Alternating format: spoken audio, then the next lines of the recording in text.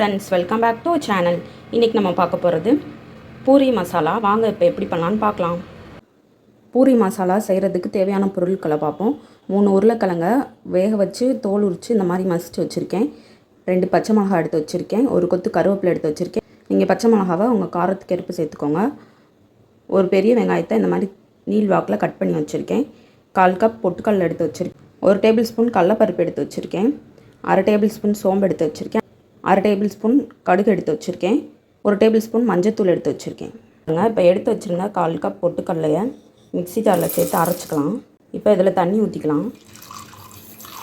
இதை அரைச்சிட்டு வந்துடலாம். பொட்டுக்கடலையை நல்லா பேஸ்ட் மாதிரி இந்த மாதிரி அரைச்சாச்சு. தண்ணி ஊற்றி இதை சைடில் எடுத்து வச்சுக்கலாம். அடுப்பில் ஒரு பேன் வச்சாச்சு. இப்போ தேவையான அளவு எண்ணெய் ஊற்றிக்கலாம். எண்ணெய் நல்லா சூடாகட்டும். பாருங்கள், இப்போ எண்ணெய் நல்லா சூடாயிருச்சு. இப்போ நம்ம எடுத்து வச்சுருந்த கடுகு, சோம்பு, கடலைப்பருப்பு சேர்த்துக்கலாம். எடுத்து வச்சுருந்த வெங்காயம் சேர்த்துக்கலாம். நல்லா வதக்கி விட்டுக்கலாம்.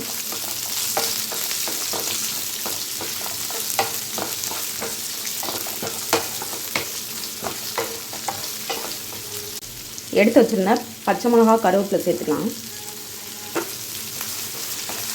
இப்போ இதெல்லாம் நல்லா வதக்கி விட்டுக்கலாம். வெங்காயம் சீக்கிரம் வதங்க நம்ம உப்பு சேர்த்துக்கலாம்.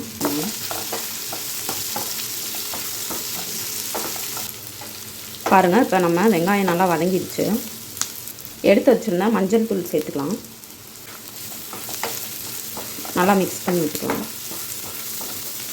இப்போ நம்ம மசிச்சு வச்சுருந்தா உருளைக்கிழங்கை சேர்த்துக்கலாம். நல்லா கிளறி விட்டுக்கலாம்.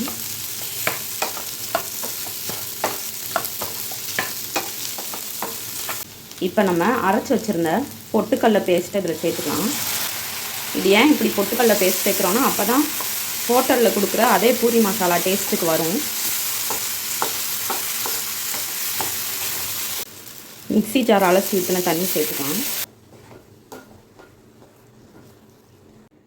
பூரி மசாலாவுக்கு தேவையான அளவு உப்பு சேர்த்துக்கலாம். எல்லாத்தையும் நல்லா மிக்ஸ் பண்ணி விட்டு இதை 10 நிமிஷம் நம்ம நல்லா கொதிக்க விடலாம். பாருங்கள் ஃப்ரெண்ட்ஸ், நம்மளோட சூப்பரான பூரி மசாலா ரெடி ஆயிடுச்சு. இப்போ இதை ஒரு பவுலுக்கு ட்ரான்ஸ்ஃபர் பண்ணிக்கலாம்.